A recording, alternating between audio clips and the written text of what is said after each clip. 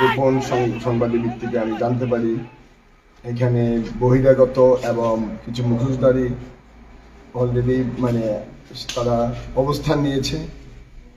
তখন আমি কেন্দ্রে পরিদর্শনে যাই। যাওয়ার পরে আমি ওখানে প্রিজাইডিং অফিসারের অনুমতিক্রমে যখন আমি ঢুকার চেষ্টা করি, আমি দেখি আমার সাথে কয়েকজন বহিরাগত যখন ঢুকতে চায়, আমি অবস্থান দেখে আমি ব্যাক করি। আমি কি ভিতরে ঢুকার অনুমতি আছে প্রার্থী হিসেবে? আপনি আসতে পারেন শুধু আচ্ছা, না কেউ আসবে, আমি কাউকে চাচ্ছি না, আমি একা। ঠিক আছে। ব্যাক করার পিছনেই আমার সাথে যে আমার নেতা কর্মীরা এবং আমার আত্মীয় ছিল, আমার বাগিনা ছিল এবং আমার নেতা কর্মীরা ছিল, তাদেরকে উপর অতর্কিত হামলা চালানো হয়, যার দরুন যে সমস্যাটা আমার বাগিনা মারাত্মকভাবে আহত হয় এবং হসপিটালাইজ হয়, কারণ তাকে যথেষ্টভাবে আক্রমণ করা হয়েছে। তার মোবাইল নিয়ে যাওয়া হয়েছে, চশমা সহ আরও নগদ সব কিছু তাকে এমনভাবে জখম করা হয়েছে। আমা অথেন্টিক ব্রাজিলিয়ান কফি, যে এখন সে বর্তমান অবস্থা আমরা হসপিটাল গেলে হয়তো বুঝতে পারবো কি অবস্থা।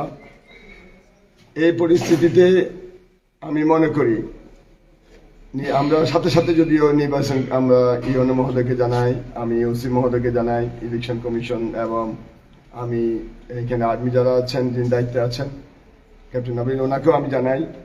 কিন্তু দেখলাম যে নির্বাচন কমিশনের যে বিধি মোতাবেক যে সময়ের মধ্যে আসামিদের গ্রেপ্তার এবং প্রার্থী নিরাপত্তা নিশ্চিতকরণ, আমি সেটা পাই নাই। আমি এখন ইউনো অফিসে আসি, আমি আমার অভিযোগ দায়ের করি। এখন আমি যেটা দেখছি, আমি মনে করি এই নির্বাচন কমিশনের প্রতি আমার উদাত্ত আহ্বান থাকবেন, আপনারা এই নোয়াখালী এক সাতক্ষীর সোনাইমুড়িকে আপনার বিশেষ আওতায় এনে আপনারা এই অঞ্চলের ভোটারদের সুরক্ষা নিশ্চিতকরণে এবং লেভেল প্লেইং এর একটা পরিস্থিতি আপনাদেরকে তৈরি করে এখানে নির্বাচন নিশ্চিত করে একটা সুন্দর নির্বাচনের পরিবেশ তৈরি করেন, যেখানে আমি একজন প্রার্থী, আমি নিজেই আজকে একটা কেন্দ্রে ভিজিটে ঢুকতে পারি নাই। সেখানে আমি মনে করি না যে আমার ভোটাররা, আমার যে সাধারণ এই জনগণ যারা কালকে ভোট দিবেন,